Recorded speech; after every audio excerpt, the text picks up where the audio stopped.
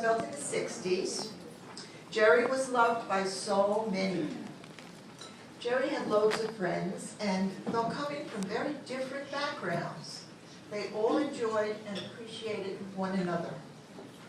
I spoke to one of these friends, Carol, to get some information about Jerry. I won't share it all with you, the tales out of school, but she said, to me, what defines Jerry is how genuinely nice he was. Yay. He was friends with the cool guys, but he was always kind to everyone.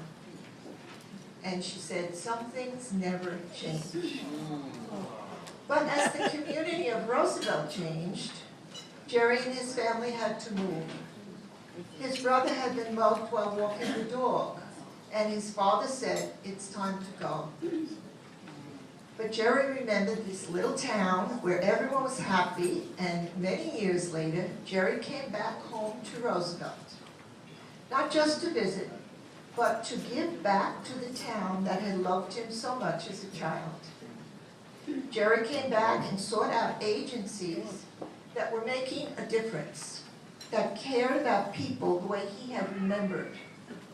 After quite a search, he found Bethany House, and he told us his search was over.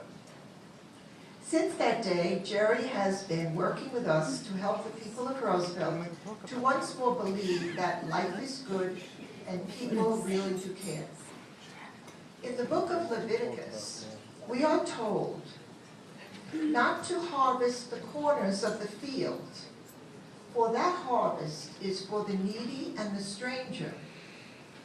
This deep sense that charity is, after all, justice, is the force that impels Jerry to do all that he does for those in need, to see that the corner of the field is set aside for them because it belongs to them in justice. Jerry has been very successful. He is the Senior Vice President for Marketing and Advertising at Eagle Corporation, the producers of fine watches, and I think all of you players got a nice sample from Jerry in your goodie bag.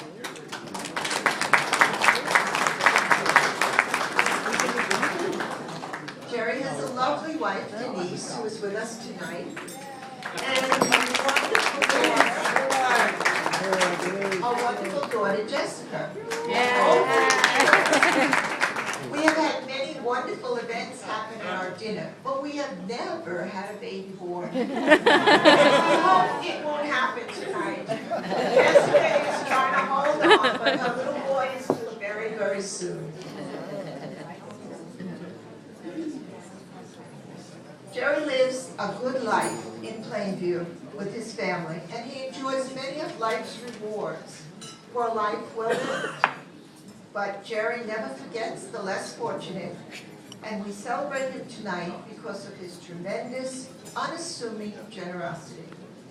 As Carol said, what defines Jerry is how genuinely nice he was. And after all these years, he is.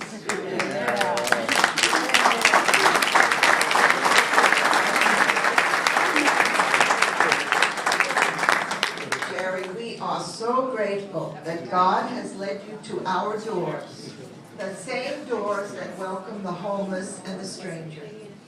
You are indeed a blessing to all of us, and it is our honor to honor you tonight. Come on up here, Jerry.